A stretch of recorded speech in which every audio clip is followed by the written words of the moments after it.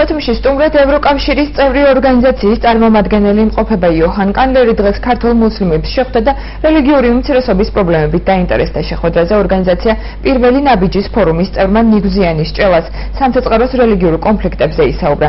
იოჰან კანდლერის თქმით, ყველა რელიგიურ ნიადაგზე წარმოქმნილ კონფლიქტს პასუხი სიკეთით, სიმართლითა და სიყვარულით უნდა გაეცეს, რაც დემოკრატიული საზოგადოების შექმნის გარანტი იქნება. იოჰან კანდლერი მსგავსი სახის შეხვედრებს მსოფლიოს სხვადასხვა ქვეყნებში მართავს, ბათუმამდე იგი ხულოში და სოფელ ჭელაში იმყოფებოდა. მისი თქმით, საქართველოსთან რელიგიური უმცირესობისა და ადამიანის უფლებების დაცვის კუთხით მჭიდრო ურთიერთობა გაგრძელდება. შეხვედრა ქართულ მუსლიმთა კავშირის ორგანიზებით განხორციელდა.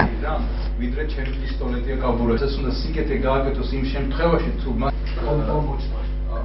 კონვენციის მთავარი მიზანი არის ის, რომ სოფლიოში ნებისმიერ სახელმწიფოში თუ არის სადმე ძალადობა, უთანხმოება რელიგიებს შორის და არის კონფლიქტები, არის უთანხმოება, აქტიურად იყვნენ ჩართული და მშვიდობიანი ფორმით მოგვარდეს ეს პრობლემები.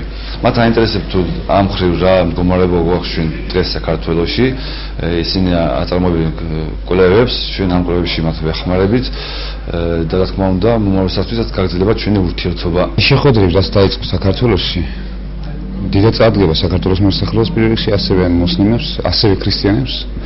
ჩვენი ისტორიის განმავლობაში წლებია, საუკუნეები ერთად ცხოვრობთ, ერთად ვიცხოვრია, კიდევ ერთად ვიცხოვრობთ და მე მგონი ისლამის მწამსი და ასევე ქრისტიანული მწამსი ერთმანეთს არ შეუშლის ხელს. ვფიქრობ, ამდაგვარი შეხვედრები ძალიან დიდად წარდგება იმ საზოგადოებას, იმ მასებს, იმ სტერეოტიპებს, რომლების ხმობინებაში ეს სტერეო ვერ იმსხვრევა.